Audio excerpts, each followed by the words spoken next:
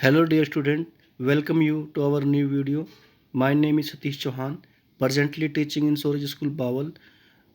So today we are making another video of ninth class civics subject and fourth chapter, and chapter name is working of institutions. So we have actually made two video of this chapter already. This is third video. So in previous video we understand about institutions like when any government work, so he needs some type of institutions. वो उसे अपनी help के लिए institutions को चाहिए ताकि कोई भी डिसीजन हो उसको अच्छे से फिल्टर किया जा सके और उसकी लागू किया जा सके. सो इसमें इन्हीं इंस्टीट्यूशंस में एक है पार्लियामेंट.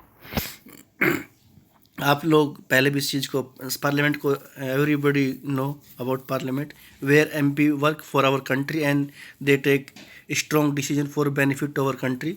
सो ये इसको स्टार्ट करते हैं. आप इस चैप्टर को, इस पॉइंट को बड़े इजी तरीके से समझा रखा है, उसी चीज़ को हम भी करेंगे. जैसे कि यहाँ पे कहा गया है, in the example of the office memorandum do you remember the role of parliament. यानी कि जो इसे फर्स्ट वीडियो जब हमने बनाया था इस चैप्टर का, उसमें दिखाया गया था जो एक मंडल कमीशन वाला केस दिया गया था, ऑफिस मेमोरेंडम, जिसमें ओएम लिखा हुआ था. तो उसमें क्या था कि उसमें ये दिखाया गया था कि जो कैबिनेट थी मिनिस्टर्स की, उन्होंने डिसीजन लिया और उसको बाद इम्प्लीमेंट कर दिया गया. तो यहाँ पर वही चीज़ दिखाया जा रहा है कि perhaps not since this decision was not taken by parliament. शायद ऐसा लगता है कि डिसीजन जो है पार्लियामेंट द्वारा नहीं लिया गया. So you might think that just minute you might think that the parliament had no role in it. यानी कि आपको ऐसा लग सकता है कि शायद पार्लियामेंट का कोई रोल ही नहीं है, क्योंकि जो डिसीजन है वो नॉर्मली उस समय कैबिनेट ने ले लिया था. तो और उसके बाद वो आगे रूल के लिए भी चला गया था कि इसको रूल बनाया जाए. But let us go back the story and see whether parliaments figures in it. Let us recall the points made. यहाँ पे कुछ पॉइंट्स दिए गए हैं, उससे आप इस चीज़ को अच्छे से समझ जाओगे. यहाँ पे देखो, पहला कहा गया है the report of Mandal commission was discussed. The president of India mention this in and the prime minister made a. यहाँ पे इसी चीज़ को समझाया गया है कि पहले डिस्कस किया गया, उसके बाद प्रेसिडेंट को भेजा गया, प्रेसिडेंट ने उसके बारे में बताया कि ये जो रूल है वो कैसा क्या है. ओके, उसके बाद फाइनली ये एक रूल बन करके निकला. द प्राइम मिनिस्टर जो है वो ही मैक्सिमम पावर जो है एक डेमोक्रेसी में एक्सरसाइज करता है. So the decision was not directly taken by parliament. जो डिसीजन था वो सीधा पार्लियामेंट के द्वारा नहीं लिया गया था, but parliamentary discussion on the report influenced and shape the decision of the government. यानी कि ये कहा गया है कि ये बात ठीक है, एक बात कि भाई जो डिसीजन है सीधा पार्लियामेंट द्वारा नहीं लिया गया था, बट पार्लियामेंट में डिस्कस हुआ था. और उसके बाद क्या हुआ, डिस्कस होने के बाद क्या हुआ कि वो जो रिपोर्ट थी बीपी मंडल वाली, उस रिपोर्ट को अच्छे से फाइनलाइज किया गया. उसमें जो भी चीज़ें थी, कोई नेगेटिव पॉइंट था, कोई पॉजिटिव पॉइंट था, और उसको एक अच्छी शेप दी गई. They broad pressure on the government to act on the Mandal recommendation. जो पार्लियामेंट है उसने गवर्नमेंट के ऊपर प्रेशर क्रिएट किया कि भाई जो मंडल कमीशन की जो रिकमेंडेशन उसको लागू किया जाए. Just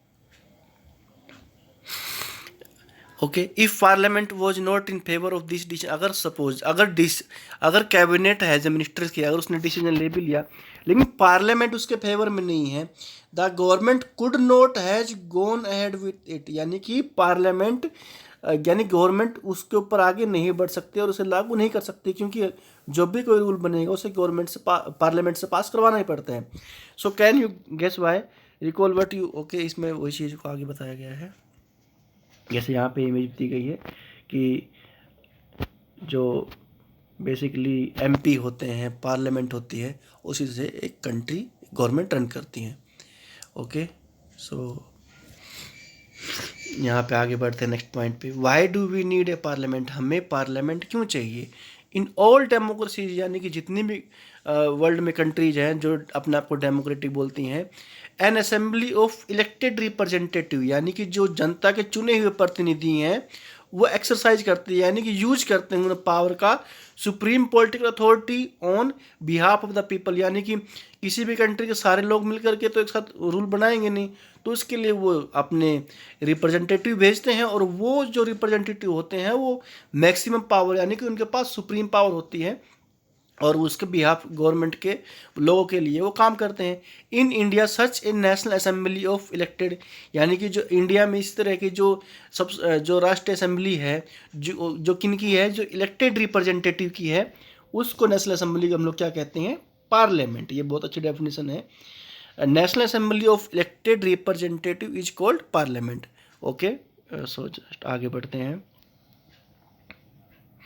legislature of legislative assembly, okay, इसको एट द स्टेट लेवल, जैसे कि सेंट्रल लेवल पे, नेशनल लेवल पे तो पार्लियामेंट कहते हैं, और देयर आर 20 स्टेट्स, सो हर स्टेट में जो एक एमएलए है वर्क करते हैं, उनकी जो असेंबली होती है उसे लेजिस्लेचर कह सकते हैं और लेजिस्लेटिव असेंबली भी कहते हैं।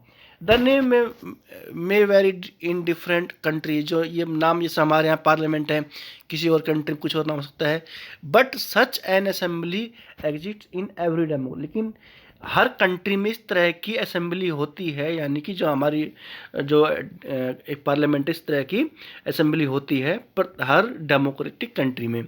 It exercise political authority on behalf of the people in very ways, यानी कि जो असेंबली होती है वो लोगों के लिए काम करती है, लोगों के बेनिफिट के लिए रूल्स भी बनाती है। Parliament is the final authority for making laws in any country, जो पार्लियामेंट है वही फाइनल अथॉरिटी होती है जो कोई सा भी कानून बनाती है किसी भी देश के लिए। This task of law making of और लेजिस्लेशन इज सो क्रूशियल, ये मतलब काफ़ी कठिन काम होता है। These assemblies are called legislature, इन्हें लेजिस्लेचर कहते हैं। Parliament all over the world can make new laws, पूरी दुनिया में है, या फिर जैसे हमारे इंडिया की बात करें, जो पार्लियामेंट्री है वो ही न्यू लॉ बनाती है, वो न्यू लॉ बना सकती है, और या फिर चेंजेज एग्जिस्ट लॉज, जो मौजूदा जो कानून है उनको चेंज कर सकती है, या एबोलिश, यानी कि कोई अगर कानून जिसको हटाना है उसको हटा भी सकती है, या और उसकी जगह पर न्यू कानून ला सकती है। सेकंड पॉइंट देखते हैं। सेकंड पॉइंट है parliament all over the world exercise some control over those who run the government, parliament ही होती है पूरी दुनिया में, सम कंट्रोल ओवर द जो गवर्नमेंट है उसके ऊपर कंट्रोल करती है। हालांकि ये बात भी है जो गवर्नमेंट बनती है वो पार्लियामेंट के सपोर्ट से ही बनती है, लेकिन पार्लियामेंट में कुछ अपोजिट एमपीज भी होते हैं जो सरकार पर निगरानी रखते हैं कि ये लोग कोई गलत डिसीजन ना ले सके, यानी कि कह सकते हैं कि गवर्नमेंट पे अगर कोई लगाम लगा सकता है तो वो पार्लियामेंट ही है जो उनको कंट्रोल कर सकती है गवर्नमेंट को। इन सब countries like India this control is direct and full, ये पूरी तरह से पार्लियामेंट के पास है। Those who run the government can take decision only as long as they enjoy support of parliament, यानी कि कह रहे हैं कि अगर गवर्नमेंट जब भी तक डिसीजन ले सकती है जब तक उसे पार्लियामेंट का सपोर्ट है, अगर पार्लियामेंट में जो एमपीज हैं अगर गवर्नमेंट को उसका सपोर्ट नहीं है, so they can not work और they can not take any strong decision. Parliaments control all the money that governments have, और जो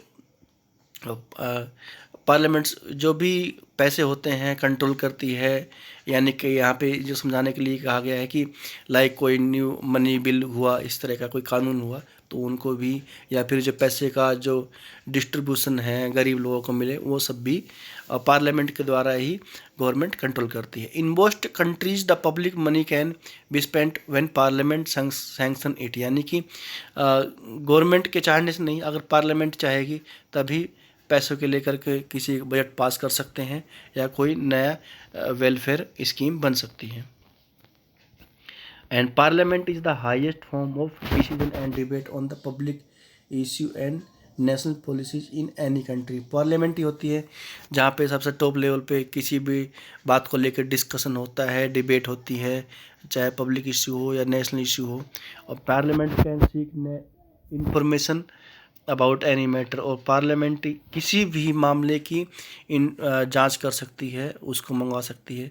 ओके, सो टुडे इस वीडियो में बस इतना ही। आपकी जो भी क्वेरी हो नीचे कमेंट बॉक्स में बताएं। Okay, thank you dear student. Take care.